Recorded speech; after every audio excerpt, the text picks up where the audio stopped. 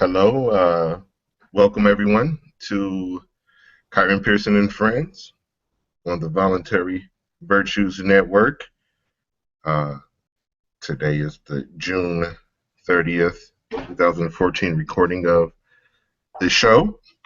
Of course, this week we have Jessica Cologne as a panelist, as the friend of Kieran, Pearson and Friends, a lone friend. I need more friends. That's probably what's going on.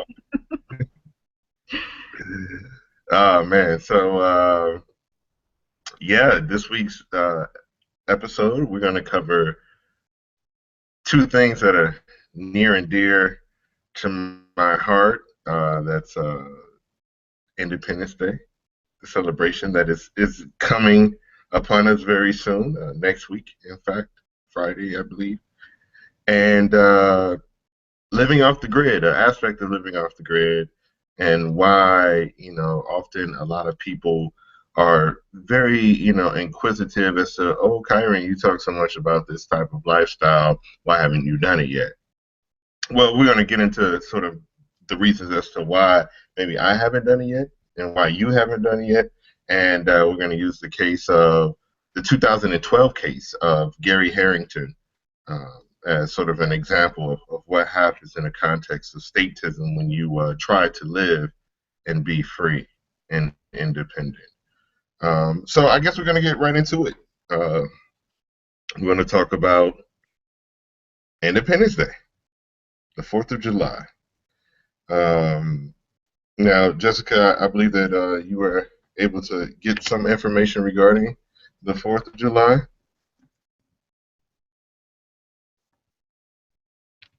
You're muted up. Yes, here we go. So I thought I was going to be able to find more in-depth information, but really the 4th of July is simply the day that the Declaration of Independence was made publicly available to the public. And because of this and the changes that this piece of paper supposedly brought about, the celebration of July the 4th was born. In actuality, the decisions made that were written down in the Declaration of Independence happened on July 2nd. That's really, I read like at least 4 or 5 different articles about it, and everything basically said the same thing. This is a day when these men sat down and said, this is what we want, free of the English crown. This is the kind of government that we're going to set up here in the free colonies, yada, yada, yada. Interesting, the free colonies. So I will say, though, if you want me to read it now, I can. I did find one blurb on a website that kind of made me chuckle a little bit. Okay. I don't know if you want me to read it now or later, but it kind of, okay, it's not that long. Okay, so drafted by Thomas Jefferson between June 11 and June 28, 1776, the Declaration of Independence is at once the nation's most cherished symbol of liberty and Jefferson's most enduring monument. Here in exalted and unforgettable phrases, Jefferson expressed the convictions in the minds and hearts of the American people. The political philosophy of the Declaration was not new. Its ideals of individual liberty had already been expressed by John Locke and the Continental philosophers. What Jefferson did was to summarize his philosophy in self-evident truths and set forth a list of grievances against the king in order to justify before the world the breaking of ties between the colonies and the mother country. We invite you to read the transcription of the actual document. So I found that little blurb interesting simply for like the last couple of sentences. Here we have a group of men who are basically trying to create a free society with quote unquote no ruler. They didn't want a king. They didn't want to be under the British crown. And I can't help but laugh, because when you look at what this country has turned into today as far as like the government and politics and whatnot, we're totally operating under a ruling class. We don't call them kings and queens like they do in England, but when you think about families like the Bushes, for example, these people have like generations and generations of people that have been in power, whether politically or financially and what have you. So it's like, what happened to all this? What happened to this dream of freedom and independence. And then you have to think about that most of these people, even though the original creators of this document, even though I do believe in their hearts, they believed in what they were trying to do. You know, how much freedom and individual freedom can you believe in when you own slaves? Right. So, to that point,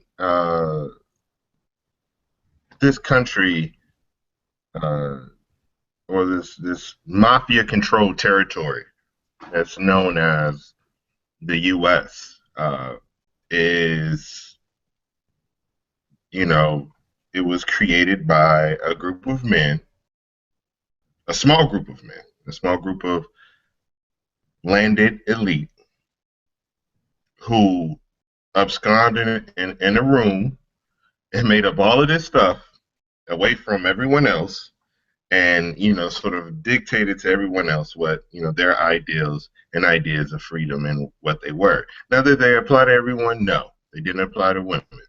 They didn't apply to people who didn't own and have land. These ideals really didn't apply to anyone who didn't sign the Declaration of Independence. For me, it's basically a contract, just like any other contract. If you didn't sign it, it doesn't apply to you. So people talk about these magical papers, with this magical ink and this magical hemp that it was a cannabis fiber that it was written on, as if these things are what give you rights and what have given you rights. And no, you have those rights from birth.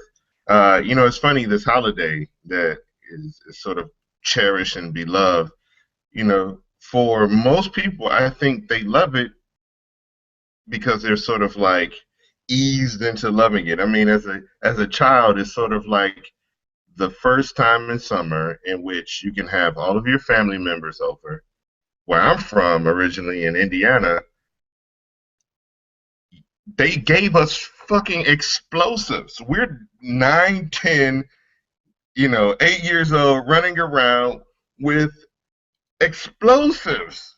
And like, come on, as an 8-year-old, you're gonna be like, yo, this is the greatest fucking holiday ever. We have explosives, dude. We can blow all types of shit up.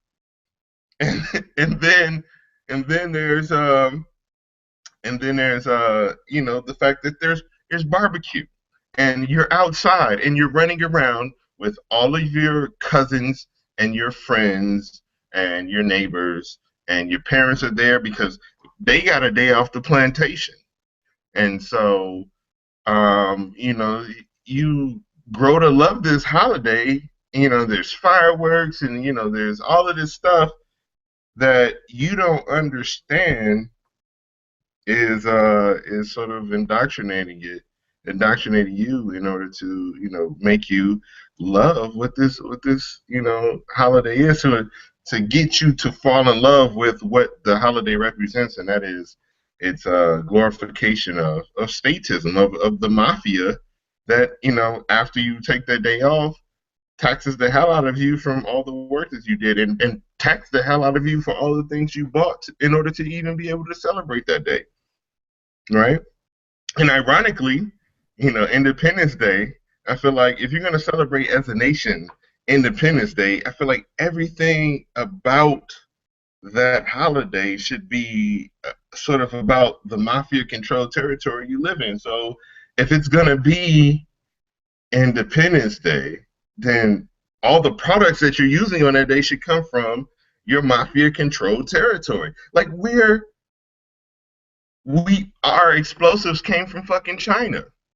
All the products that we use, the forks and all this, it probably came from China or somewhere like that. So I find it all interesting as far as us concerned. Now, a lot of people get mad at me, and they, oh, you're a race baiter. I never really felt patriotic, and for good reason, especially around the 4th of July. And no one else in my family or community ever. We were like, we're Americans. is the greatest country. It's just like, nah, we get this day off the plantation and we barbecuing and we doing fun stuff. For us, we always live with the realization that our people were still slaves. Like we were picking cotton while people were having, sort of fun with this idea of independence. And so, uh, we really never had sort of like a love for the holiday in sort of this very traditional sense. We just, sort of got the day off and barbecued. Everybody barbecues, right? So, yeah, that's Independence Day. You have any thoughts or any reflections? You got to unmute. Well, there's actually a couple of things I want to add. The first is I want to say Frederick Douglass would agree with you. I actually found a speech that he gave. I forgot what year it was. I think it was 76 years after the original 4th of July. So whatever, 1776 is plus 75. I have no idea. Anyways, date is irrelevant. And I didn't read the whole speech because it was very, very long and I just didn't have the time. But he was basically talking about exactly that. Like here you have this holiday that's supposed to represent, the United States, 13 colonies becoming free, breaking away from, subjugation. And I think the point of his speech was, how can you speak about freedom when people like me can't be free and aren't free? And I'm standing here right now talking to you because my life has been extremely unique compared to other folks. Anyways, I'll show you the speech. Maybe we can bring it up on another show. But I thought it was interesting what you were saying as far as like how your family viewed the holiday, because in reality, I mean, for me, it's kind of similar, but for a different reason. As I've stated before, my family and I are from Puerto Rico, and in the spirit of a true colony, we celebrate this holiday without really knowing why.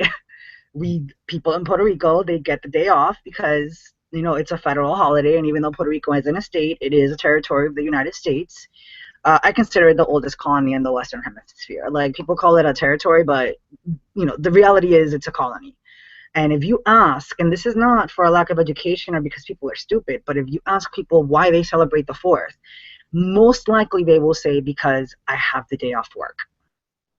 It has nothing to do with freedom and celebrating patriotism, and people aren't out and about waving the American flag. Like it's completely devoid of anything except a day off of work. And actually, to bring it back, this is what I meant to say too with the Frederick Douglass thing. So I forgot which book of his I was reading. It wasn't the autobiography. I think it was like Speeches and Stories or something else. I forgot the title. But in it, he was talking about how I think not the first plantation that he was a slave on, but the second one, that the slave master would give the slaves, I think it was once a month, they got a day that they could do whatever they want. And this basically summed up to spending the little tiny bit of money that they may have been able to save on booze and gambling. So for that one night, most of these slaves on his plantation would get like completely shit-faced, would party all night, and then the next day go right back to work. I mean, is that not a parallel to what happens on the 4th every single year? People get shit-faced. They have their free day from the plantation because the reality is, like Payday said, we are slaves on a global plantation. And anybody who denies that is living in La La Land. They really are. So I'm hearing, I'm reading this and I'm hearing you talk, and I couldn't help but think that like this is exactly what happens. It's a break from the slavery, so people forget that they're actually like in chains, even though there are no physical chains, obviously, but we are in chains in a lot of senses. We get this one day, we party, we get drunk, and most of us, if we're lucky, can get the next day off to recover from the hangover, but most of us don't. And that's really it. What else is the 4th of July? Let's wave our flags. Let's be proud of a country that it's basically falling to pieces right now by getting it's not drunk, even spending a bunch of money. I'm sorry. Go ahead. it's not that it's falling to pieces. Um, it was set up and designed this way. Like this is not, it was never, and this is my point, is that it was never whole. It was never something that was wholesome and beneficial, especially to my ancestors. So when you say this country's falling apart, for us, for my people, and I hate to, really sort of make these sort of delineations, but it from a historical context, and then also too, we still live in the matrix. Like this is the matrix, so don't get it twisted. Like I understand that I'm a human being, you're a human being. Race is really irrelevant, but at the same time, I still have to walk out my fucking door and realize that everybody else is in the matrix as well. So I have to, put on my outfit as such, and I recognize that I am black, and so like, and because of that, there's a historical legacy of straight terrorism. Like this country has only ever meant chaos and insanity for those who look like me from the beginning. So when people say, "Oh, this country's falling apart," I'm like, for No, you know whom? what? You're Like, absolutely right. Sorry to cut you off, but I just wanted to say, like, I appreciate you saying that because it's actually something that I say all the time. And people are like, oh, well, how can we fix the system? And it's breaking. And it's like, it's not broken. It was designed exactly this way, and it's doing exactly what it was intended to. So you're absolutely right. Absolutely right. I find it hilarious and ironic that people would even celebrate Independence Day when this country has how many bases abroad in foreign countries? Uh, how many wars are being fought right now over in foreign countries, in foreign mafia territories? It's just gang warfare. And, how can you celebrate that? How can you celebrate the fact that you are a part, or believe that you're a part, or some kind of willing participant in it, in a place or in a thing that is willfully going out and destroying other people's senses of independence? In other countries, like they have real independence, like we have real independence, um, senses of freedom, the very one that you're supposedly celebrating. Um, I think the irony is lost upon most people, and they don't even want to get into it. It's just the day we got out. Don't bring up all the serious stuff, or because you're killing our high, you're killing our buzz. Like we know what it is, but we don't want to talk about it. Like no, let's name this shit. Let's talk about this shit. Because if we don't, like, I think we do a grave injustice to our children by not letting them know that what's really going on. If we're just so worried about getting them some fireworks and fucking explosives from China, and and barbecuing and eating watermelon and drinking a fifth of Jack, you know, because of America. So America. America, uh, craziness. I saw one guy on Facebook. He'll remain nameless, but we've talked and ran into each other at like club events and parties and stuff. And he was saying on Facebook that he wants to burn the American flag.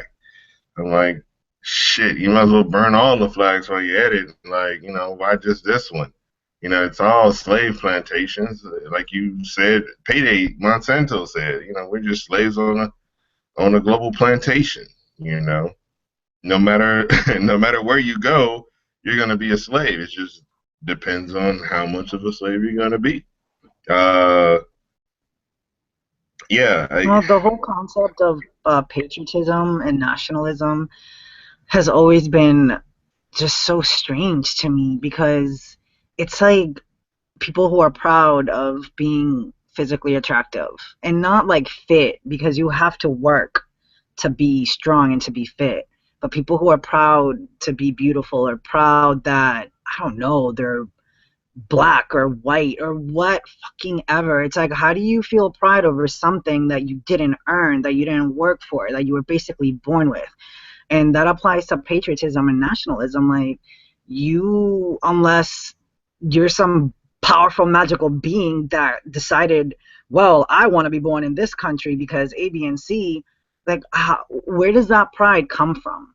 And I'm not saying that, for example, like, I don't feel this way, but, I'll make allowances. The Olympics, like, I get when people get excited when they see, an athlete from their country doing well. I can understand that. I don't necessarily believe it has any merit, to be honest, but I get it. But all of this like flag waving and, oh, I'm from this country and I'm proud, like, why are you proud? If you can answer that question in a convincing manner, then hey, I'll listen. But like, why are you proud? What makes you proud to be from the US? The fact that you were born here? Is it that you believe the way the country's run is ideal? It should be an example for everybody else. Like, what is it? What makes the 4th of July a holiday worthy of all of this, like, just pride, really? And year-round Well, patriotism and nationalism, like everybody always waving their flags, like it's such a bizarre thing to me. I've never really been that kind of person. I made a Twitter, I made a tweet that said basically what you had just said, and it was, you know, statism is slavery, and nationalism is nothing more than pride in a plantation that you slave on. I feel like every couple years that these nations have sort of agreed that they need to get together to create this sort of sense of camaraderie amongst their constituent slaves, and they have these like global sporting events in which the slaves of their particular plantation come through and play a game and compete against one another to prove which plantation is the best plantation. I mean, I you're mean, right. Even the Olympics, it's like a different form of nationalism. You're absolutely right. Like, so whoever wins, that country can be the proudest of them all.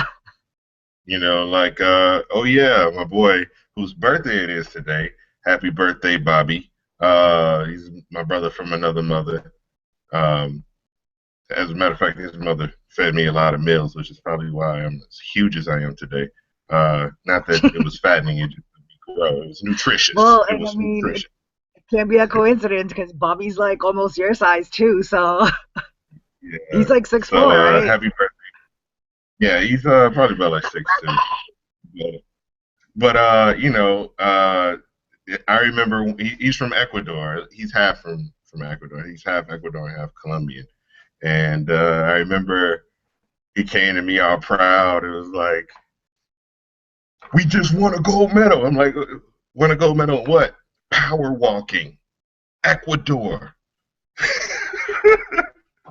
And it's like, I think this shit's hilarious. Like, we want to go, we want to go medal in power walking and speed walking.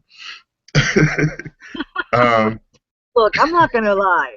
Back when the Puerto Rican basketball team beat the U.S., I'm not gonna lie. Like, I thought that was a big deal because what the fuck? Like, how does a Puerto Rican basketball team beat the NBA, basically, like the creme of the crop of the NBA? And I mean, right. but this was years. How long was it? This was like at least 8 years ago, and I was still pretty much kind of gone into like the dark side back then. But I've never really been like crazy about the Olympics, but for some reason that particular event, like, that meant something. I don't know why, and this is what I mean. Like, why does it mean something? What is the explanation? Why You does it know, it, make you me? Why does it make me feel proud? Like, I can understand the athletes feeling proud because it is an accomplishment for them. Like, these people bust their asses, so I'm not gonna take that away from them. But everything else, it's like, what the fuck is going on? yeah, it's I've stopped watching. People are like, "Oh, you watching the World Cup? Oh, you watching the I don't Olympics?" watch Like, any of that crap. Not sports, not world events, not Olympics, nothing. Like, that shit is so boring to me. now, Sports isn't like, I'm not trying to diss athletes because I used to be an athlete myself. I'm like, if life would have, taken a different turn, who knows? Maybe I'd be a pro volleyball player right now. Who the hell knows? But I don't get it. This obsession with, like, the NFL, the NBA, like, people, they live their lives around these sporting events. What if people were half as obsessed about like, I don't know, doing some little thing that changes somebody else's life for the better every day, this world would be incredible. But no, we're gonna sit down and watch sports and get You drunk. know, but that's part of it, is that, these are the acceptable forms of bread and circus that you're allowed to have. It's acceptable for you to blow up these fireworks. It's acceptable for you to barbecue on this day. But if you actually try to do some things that make you independent, then there's a problem. Your ass And is going to jail. this is going to be the transition where we talk about Gary Harrington and his case in Oregon back in 2012. And speaking of someone who was trying to be independent, who was homesteading his land, he's owned his land for a very long time uh, in Oregon, in Jackson County, Oregon. And they passed all these laws saying that you can't divert water from streams or rivers to irrigate your land, even if the river runs through your land. Now, because the state, of course, assumes that it owns all the water, um, or all the trees, or all the animals that are on your land, which is why it tells you when you can and cannot hunt, when you can and cannot fish, how many of those fish you can keep, how many of those animals that you hunt you can keep, etc., etc. The presumption is that it owns everything, and in actuality, how the state works is that it uses force to actually own everything. So even when you have private property, the property is not private. It's not yours. You don't own it, because if you stop paying your taxes, then what happens? They fine you, and if you don't pay the fines and the interest, then they threaten to arrest you and throw you in a cage until you pay that. If you resist And they can that, auction off or your house and your land. right, and then if you resist, leaving your land after the auction, dudes with guns are going to come in and try to take you off your land, and if you resist them, then they'll kill you. So the ultimate punishment for the the money that the state tells you that you owe them is death and murder. Uh, and so this guy Gary Harrington, was he wasn't even diverting the river or diverting any waters off of his land. The See, and water that's the thing. I'm glad you that brought was that up on right his away. land. Because I'm sorry, I need to stop doing that, but I get excited when you say things like that. Like that right there, if he was doing what you just said, then that would mean that potentially other people would suffer from the lack of water, right? So it's proved that he's not doing that. Right. And so he's not done anything different as far as what I've heard uh, in years. He went to go and try to get clearance to even have these ponds on his land, which are already there, just to make sure that he was in the clear, and that it showed that he wasn't actually diverting water from any rivers or streams. These ponds were formed from the fact that it rained and the fact that there was snow and it melted and formed these ponds. Um, He so got permits for this too, though. That's the thing. Like at one point, he had the permits, and then for some unknown reason, they pulled his permits, and that's when this whole battle started. I didn't know that. What Yeah, I he heard is that actually got the permits. what So I from what heard. I read, I forgot what year it was, but he had his permits. And then like 3 years later, the state came back and was like, nope, sorry, can't do this anymore. We're taking your permits back. And he was like, yeah, well, fuck you. I'm still gonna collect my water. And he did. Well, it. I think people talk about statism. Oh, it's against the law. It's against the law to collect rainwater. They passed this law saying that you can't do it now. I mean, they also had a law saying that I couldn't drink water out of a fountain back in the '60s. Uh, if I was black, out of certain fountains. Like if it was a public fountain, I had to drink from the one that said colored only. And like I could go to jail for having drank from a white fountain.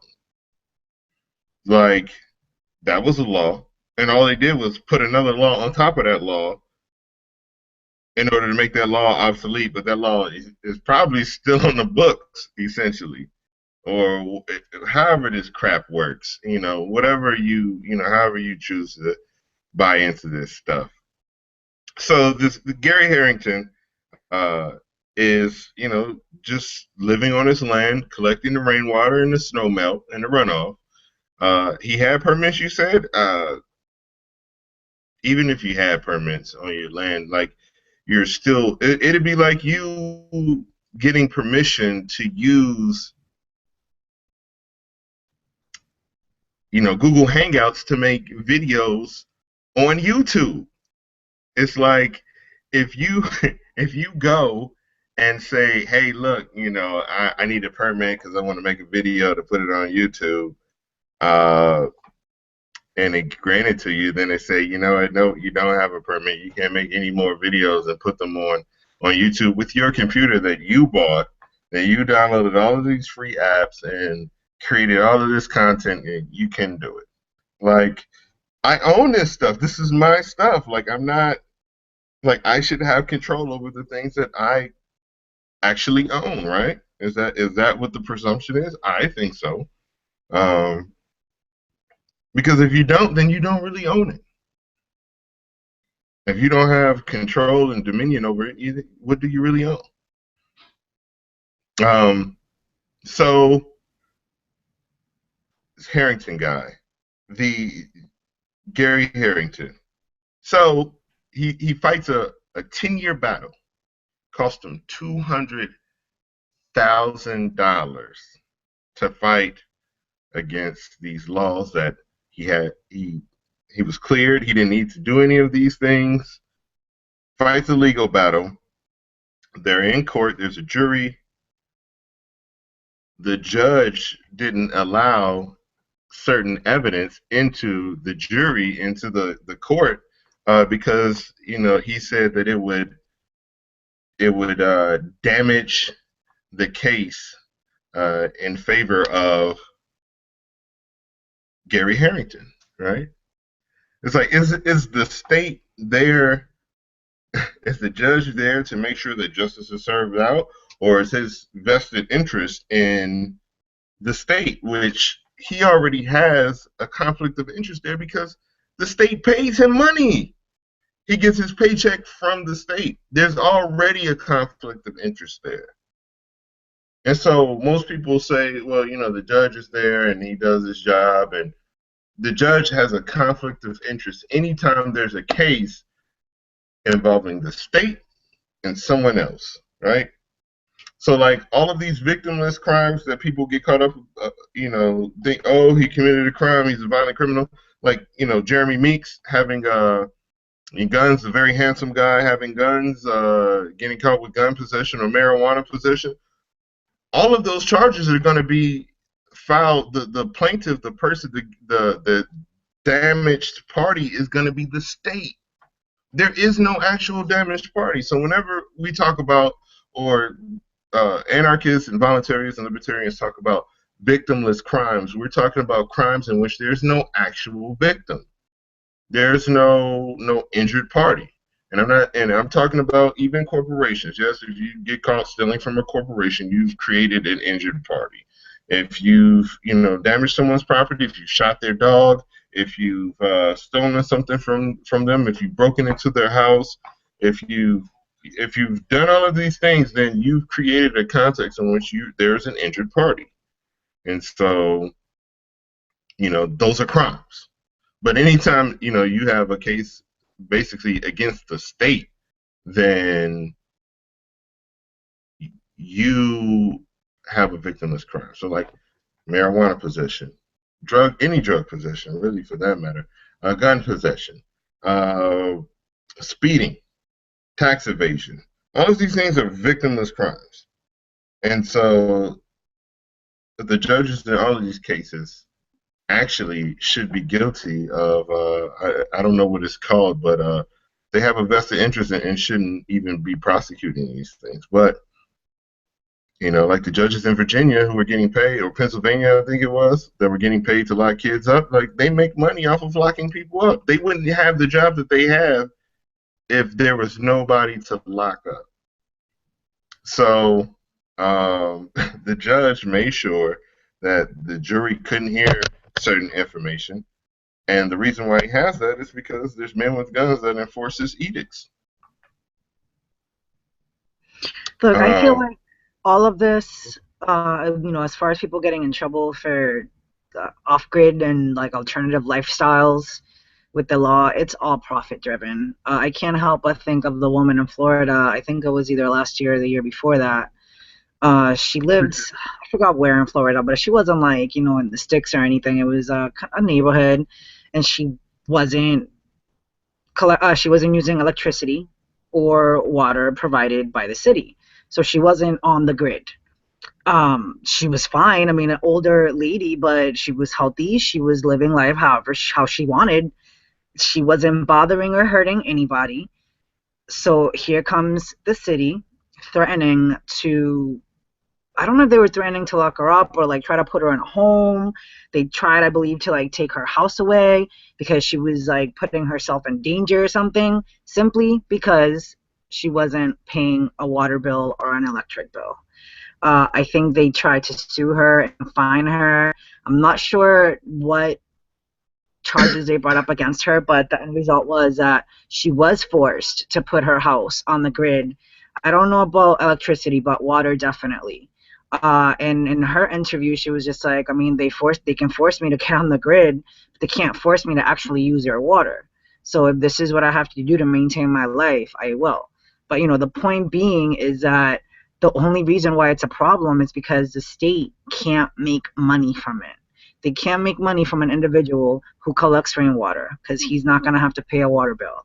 They can't collect money from somebody who uses solar energy, like Earthships, for example, because they're not really going to have to pay an electric bill unless they want to freaking be like having, 5,000 watt amps in their house or something like. And even then, you could rig up your house in a way that collects enough energy to do that, solar energy. So, I feel like if these people were giving any kind of money to the state for these resources that they're collecting, them collecting water wouldn't be illegal. They wouldn't be thrown in jail for it. They can't get any money, so they have to make some kind of way to make something that's obviously wrong, so they can get money from it. And going back to the laws, like when people immediately equate something that is the law to it being right, I just wonder if, like, when people hear, like, logical, reasonable people, when they hear about these things happening, if they don't at one point just think, how is this right? Who decided that this was right? How is this a law? How is this person getting arrested for collecting water from the sky? Like, that shit sounds so ridiculous. So ridiculous. So yeah, I actually wish I would have looked up the Florida story, because I feel like even though hers was on a lot smaller scale, it's basically the same thing. well, her situation you're exactly right as far as like her not having to use the utilities. Uh, the issue with that is now she has to pay for the monthly connection fee that they charge you regardless of if you use the service or not. You have a connection fee Yep. just because of that. Like just because you're hooked into their grid, you have to pay, this $10, $20 minimum Or every whatever month it is. Yeah. Yep. without fail. Like you can't get around it. And so she was off the grid, and what happened was is that this is where I feel like government is really efficient in making sure that they steal as much money as they can from everyone. Uh, the one thing that government does actually amazingly well, and they did an article, a report on the news, the corporate news, about this woman living off the grid in the city, and next thing you know, she's getting letters from the Department of Sanitation, city God, codes that's violation, right. and it's a huge problem now. And the poor lady, she's caught up in all this legal rigmarole, the court system. And I'm not even going to get into sort of the what the court system is. It's this very esoteric, uh, smoke and mirrors, like deception beyond belief. That most of us don't understand. They have their own society. That's it's why when you go in there, like they have to represent you, like into their society, and they have rules of engagement that they know and pledge to that you aren't a party to. You don't understand what the hell these people are about and what it is that they're really doing or what it is that they're really saying. That's why you go into court for the most part, and even I, who am like somewhat versed in this stuff, like you don't understand the words that they're using because they're not using words that are meant to be understood by the typical person. That's why most people get into court and they're like, what the hell are they saying? Everything just came at me so fast. They were speaking English, but I didn't understand nothing. Well, that's very intentional, you know, because they have their own language. It's like when you're a kid and you're talking pig Latin. It's like, you think people can't understand you. They can't if they don't know what pig Latin is. But, most people do in our society. It's very easy. But anyway, it's it's uh it's the same thing. It's you're being duped because you don't speak their language. But that's neither here nor there. So the Florida lady,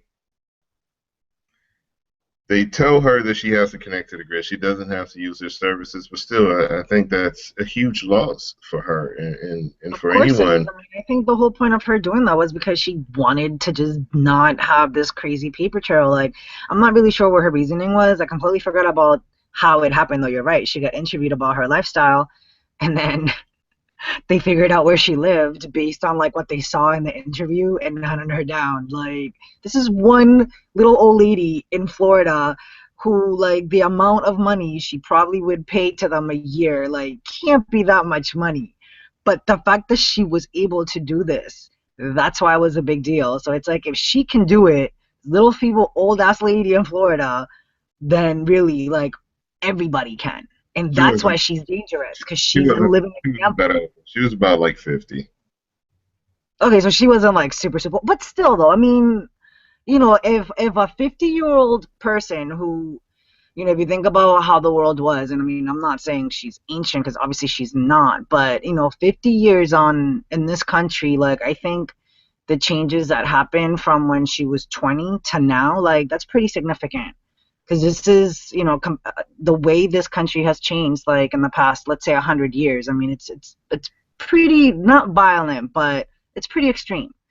So again, Uh, I mean, my point with and, bringing her and age. my point to that is that extreme for whom? Like how this country has changed for whom?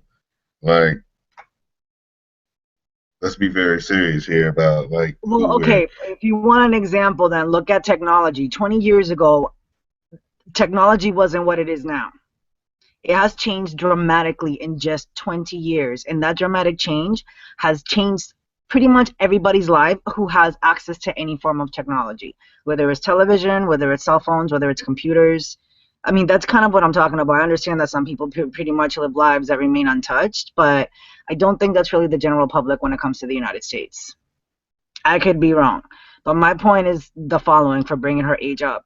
If somebody who, at that point in their life, I mean, they're pretty much set in their ways, they're living life the way they want, and they can still, like, set themselves up to live in this way, like, anybody, a 20-year-old can do it, a 30-year-old can do it. And it's like, if these seeds are planted in people at that age, again, imagine what kind of world we could live in if that happens. Right, and which is why the Gary Harrington case is so powerful because it sets a precedent in which people probably won't be allowed to collect rainwater for whatever reason that they give. I mean, but it doesn't matter. The state could just use, we got guns and we can keep just sending people to your house until you know you're dead or this thing is over, or we could just bomb you.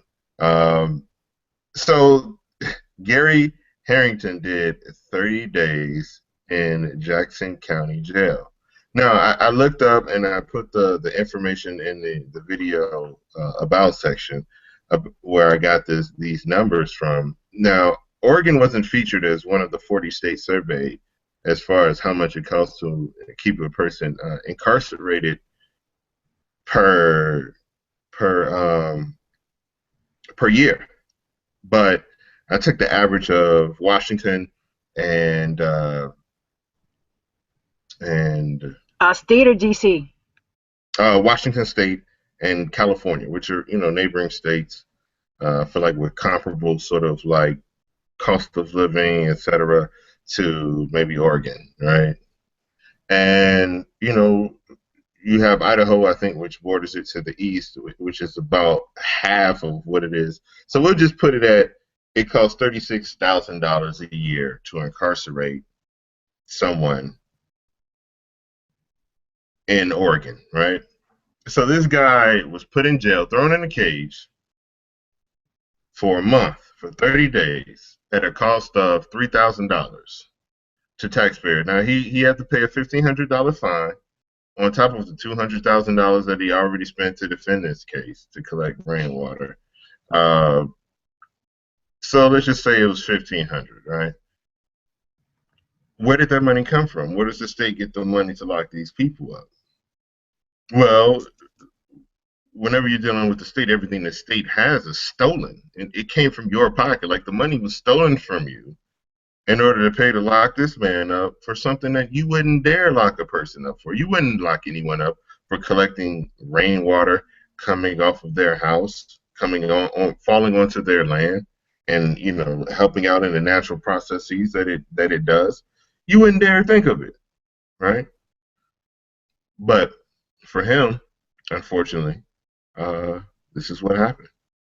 He was incarcerated for just living on his land and thrown in the cage for doing so. And you pay for it. It seems to me it's becoming painfully obvious that anything a person can do to live, to be independent of the state, is or will become illegal. Collecting rainwater. How many cities out there, and we talk about this all the time, there's all these like green spaces and, just random trees planted everywhere. Where do you actually see food plants and trees planted? Why aren't there apple trees everywhere in the Northeast? Why do you have to go to an orchard? This is the environment they're supposed to grow in, right? So the logic follows that you could basically plant an apple tree anywhere and it'll flourish. So why aren't there apple trees everywhere? Because if a person can just eat and not have to pay for it, guess who's not making money? And it's ironic that we're talking about this like right around the corner from the 4th of July, Independence Day, because seriously, like I feel like all of these policies that are coming up are put in place so people can be anything but independent. Right. I mean, because if you have independent people, then how can you justify stealing from them? If it's like, hey, look, I take care of my own, I do what I need to do. Why do you need to steal money from me to pay for somebody else who's lazy or whatever? And like, I absolutely get it. Like, when I was young and I would hear these so-called white people talking about they're lazy, these so-and-sos, and they're doing this and they're smoking crack and they're this and that. I'm like, I'm not even arguing with this motherfucker now. Like I completely understand exactly what he's talking about. It's like if you want to smoke crack and have 17 kids, you should have to pay for that shit. Like completely. Like I feel like as a single guy with no kids, I shouldn't have to pay for your dumbass kids to go to school because you didn't think of the fact that you were going to have to educate this child and take care of this child. Like money's being taken out of my pocket in order to send your kids to be indoctrinated and brainwashed because you were indoctrinated and brainwashed and had kids before you understood anything about how the world should work. And like, Mm-hmm. I have to pay for your fuck ups for being a statist and not even realizing that you're just a brainwashed slave. Thank you very much. Uh, and to bring up your point about everything becoming illegal, this isn't like an old. This is an old trend. I mean, the whole movie Garbage Warrior, featuring Michael Reynolds, about those types of houses that you brought up, named Earthships, was made because of the fact that he was going through all of these legal battles in the state of New Mexico, very much like uh, Gary Harrington, um, where he had gotten permits to do what it was that he was doing with building houses out of tires, bottles, and cans, and everything was fine. And all of a sudden, there was a change of the guard. Somehow, some way, some shit came down the pipeline, and they just started, pulling the plug on what it was that he was doing. They sending inspectors out. They're, writing them all types of coding violations, et cetera, et cetera. And they threw the book at this guy and they completely shut him down.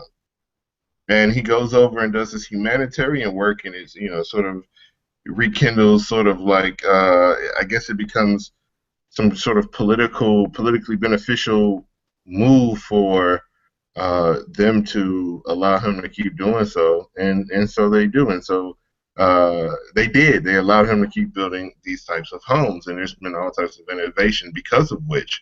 But the problem is that where the hell did these people just come from all of a sudden? And his houses too collect rainwater, so I think that's why these earthships collect rainwater, and so that's why I think they went after him. There's this whole big push. I don't know if you've seen movies like Blue Gold uh, and other water movies. I forget the name of a couple of others, but I haven't these actually. are I'll have to check that out. these are impending wars over water resources that are taking place. I mean, the Bush family owns 200,000 acres of land in like Uruguay and South America that is some of the most dense rainfall in the world, and I don't think it's by accident. Of And course not. Chile uh, passed some laws in Cochabamba, Chile, in which it was illegal to collect rainwater, and people went absolutely ham, hard as a motherfucker. They were out in the streets burning shit, tearing shit up, and they got the laws revoked. But what kind of system do we all live in where the powers that be are intentionally passing laws that make it very hard for That you to cripple live in you. They cripple people. They're crippling. yeah, Look, yeah, absolutely. I'm thinking right now, and I completely forgot about this. My father and his and my mom in their house in Puerto Hey, hey, Rico. hey, wait, hold on. Look, if you don't want your father getting his shit fucked up, don't say nothing.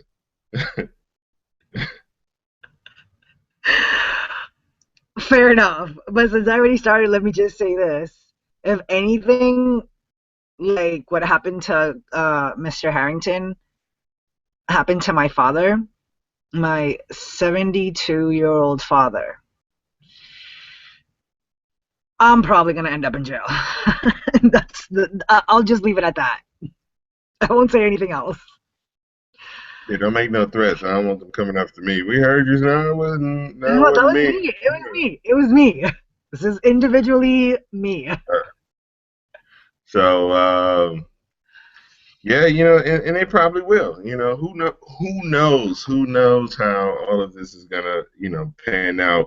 And this is why we make this show. This is why on Voluntary Virtues Network, everyone sort of is pitching in to create a message and bring up topics that might be important to people, in order for them to try to understand how the state negatively affects uh, people and sort of their pursuit of happiness. And it's ironic that the thing that you think protects your pursuit of happiness is actually the most powerful entity against it, you know. Uh, No, it's kind of crazy how burst people are becoming in denial, their own self denial. Like, shit is right in their face, and they will fight you tooth and nail to keep the veil just completely down, even though they already know what's on the other side. Like, how do you live that way? Every what, did, day you're just lying to yourself, every single day.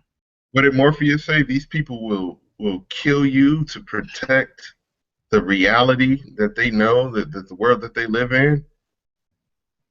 Essentially, when he Yeah, and something Neo were, along those lines.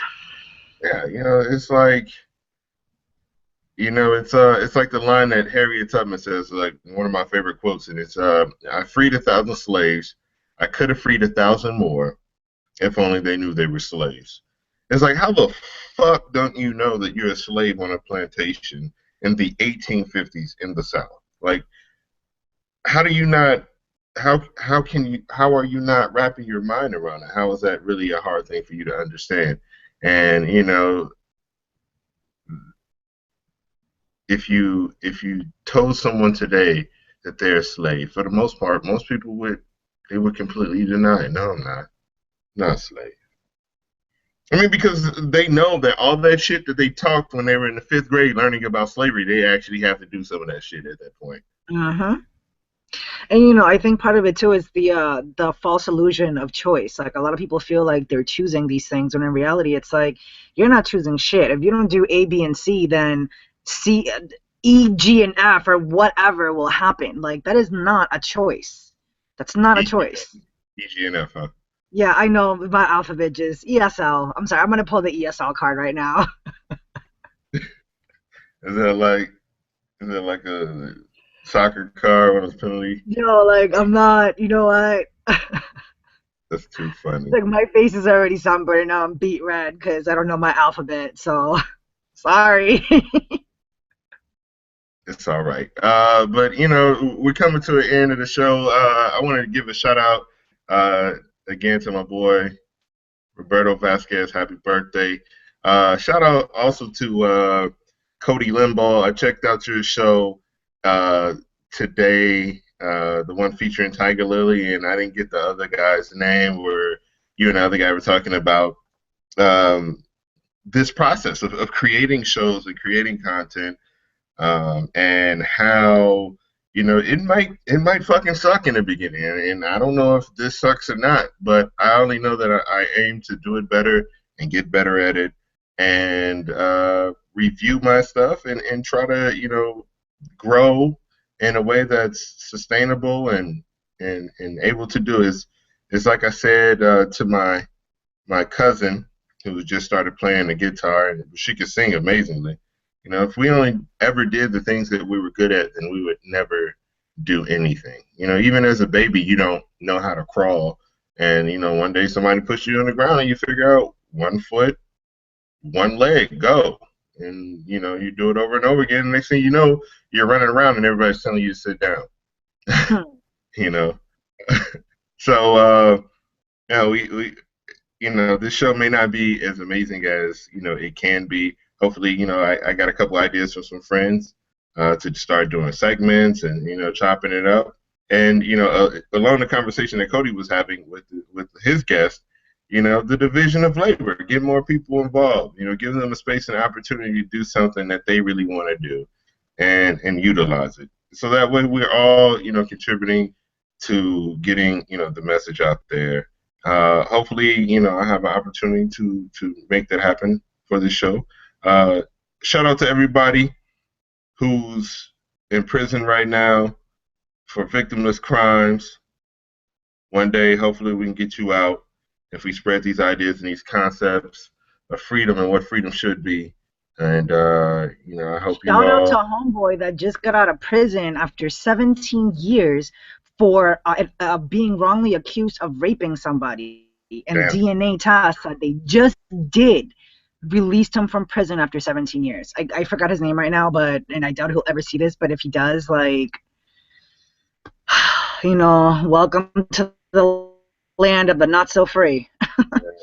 Home of the slave, I like to call it. Anyway, this has been Kieran Pearson and with panelist Jessica Cologne, and hope you all enjoyed the show here on Voluntary Virtues Network, and we'll see you later. Adios.